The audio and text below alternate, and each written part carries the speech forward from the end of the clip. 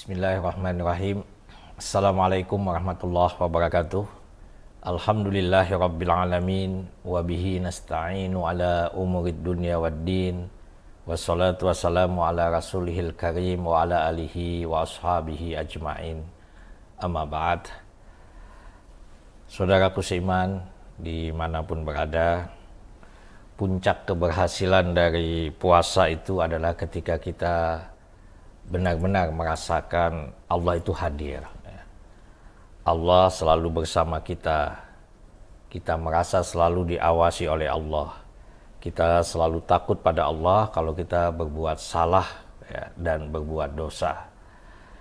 Dari rangkaian ayat-ayat tentang puasa, dimulai dari surah Al-Baqarah ayat 183 sampai 187, itu letak rahasia puasa Ramadan adalah pada ayat yang 186. Kalau ayat 183, 184, 185, 187 kita baca, itu konteksnya masih ada hubungan langsung dengan puasa.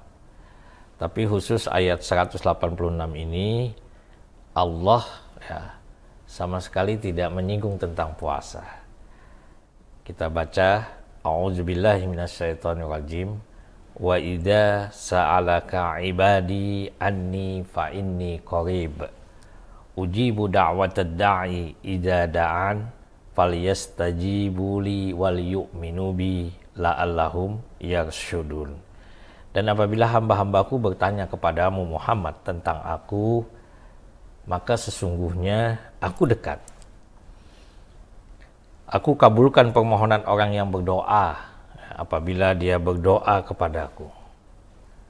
Hendaklah mereka itu memenuhi perintahku dan beriman kepadaku agar mereka memperoleh kebenaran. Jadi ayat ini hanya berbicara tentang Allah itu dekat. Apabila hambaku bertanya kepadamu Muhammad tentang aku, kata Allah, jawab bahwa aku itu dekat. Kemudian Allah juga menjanjikan bahwa dia akan mengabulkan doa orang yang bermohon. Nah, tentu saja orang yang bermohon ini harus memenuhi perintahku dan beriman kepadaku, kata Allah. La'allahum yarsyudun, agar mereka memperoleh kebenaran. Saudaraku seiman dimanapun berada, ada suatu riwayat yang menyebutkan bahwa ayat ini turun berkaitan dengan pertanyaan seorang Badui di masa Rasulullah. Dia datang kepada Rasulullah lalu bertanya, "Wahai Rasulullah, apakah Tuhan Allah itu dia dekat? Nah, sehingga kalau dekat saya mau bermunajat kepadanya, atau dia itu jauh sehingga saya harus menyeru berteriak dengan suara keras." Di riwayat lain dari Ibnu Asyakir ada juga disebutkan bahwa dari Ali, Rasulullah bersabda, "Janganlah kalian berkecil hati dalam berdoa, karena Allah telah berfirman, berdoalah kamu kepadaku, pasti aku akan mengabulkannya. Berdoalah kamu kepadaku, pasti aku mengijabahnya. Ud'uni astajib lakum." Ini dalam surah Al-Mu'min, ayat 60 Dalam surah Al-Mu'min ayat 60. Lalu berkata salah seorang di antara mereka, "Wahai Rasulullah, apakah Allah mendengar doa kita atau bagaimana?" Lalu turunlah ayat ini, "Wa idza sa'alaka ibadi anni fa inni qarib." Apabila hambaku bertanya kepadamu wahai Muhammad tentang aku, maka jawablah, aku dekat. Pendengar yang dimuliakan Allah,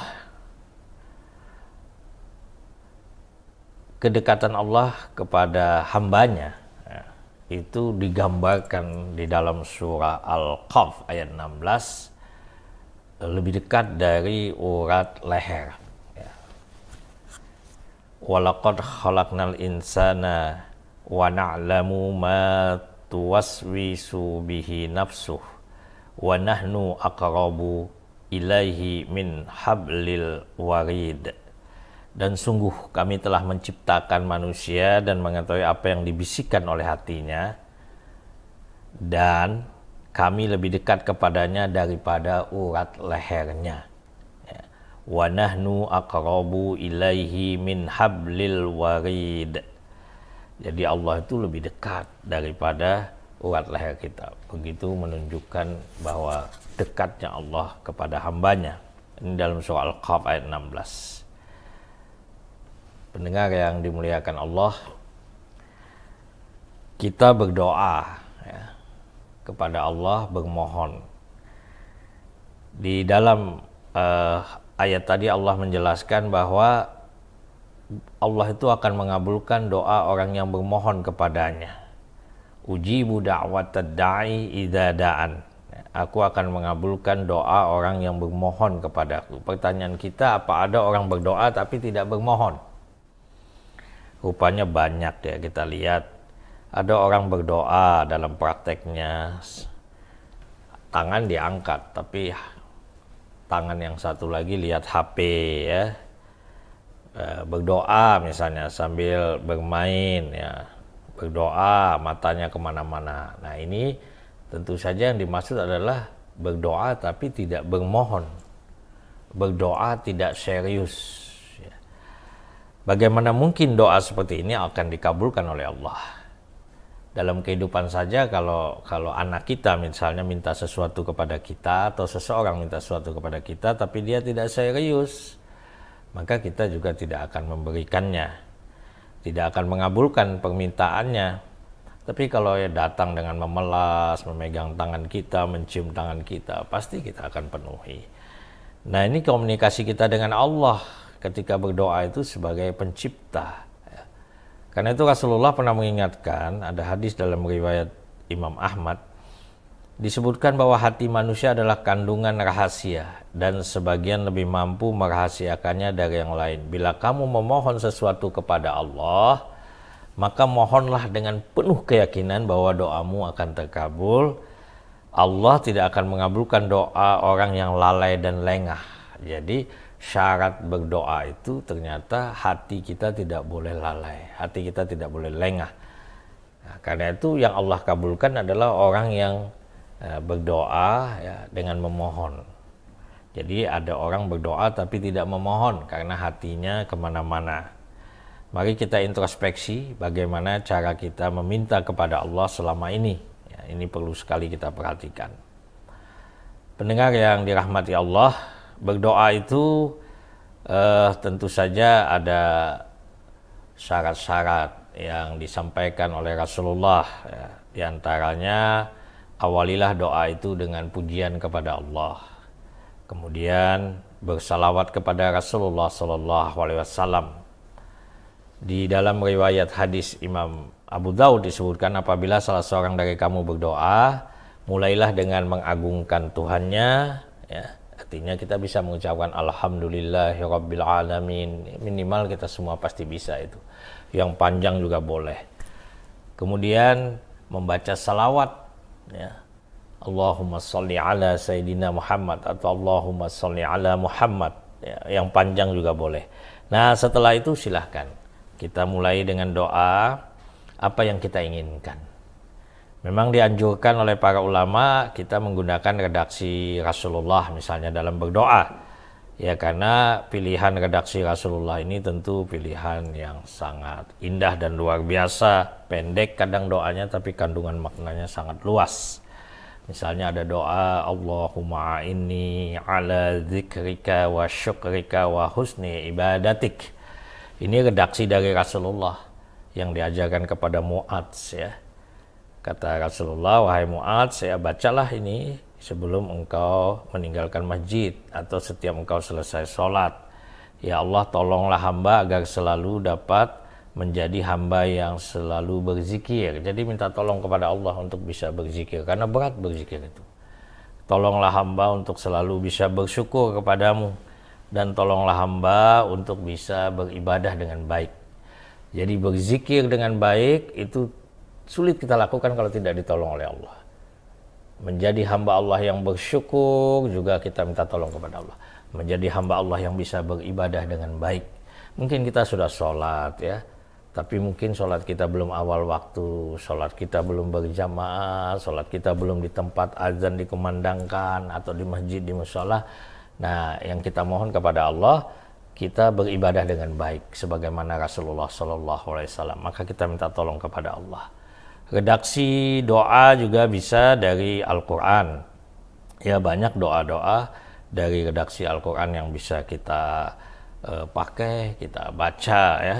Misalnya Rabbana atina fid dunya hasanah wa fil akhirati hasanah wa qina adzabannar.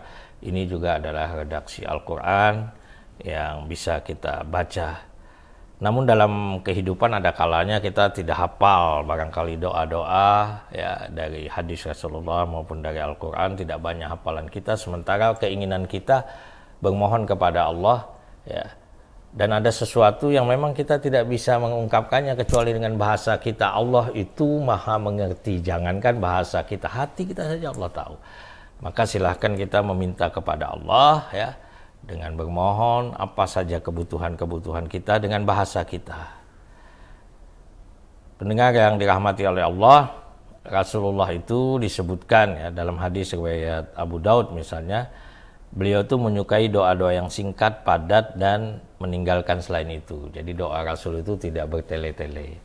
Sehingga disebut Rasulullah itu seorang yang memiliki keistimewaan dengan jawami'ul kalim ya. Kalimat-kalimatnya ringkas ya, tapi kandungan maknanya sangat luar biasa. Untuk itu, pendengar yang dirahmati oleh Allah ya, mari kita menjadi hamba Allah yang berdoa ya, tapi bermohon. Nah, jadi jangan sampai berdoa tapi tak bermohon. Karena berdoa tapi hatinya kemana-mana, berdoa sambil lihat HP, ya, berdoa sambil lihat jam. Nah, ini tentu Allah tidak akan mengabulkan karena hati kita dalam keadaan lalai. Mudah-mudahan ada manfaatnya. Assalamualaikum warahmatullahi wabarakatuh.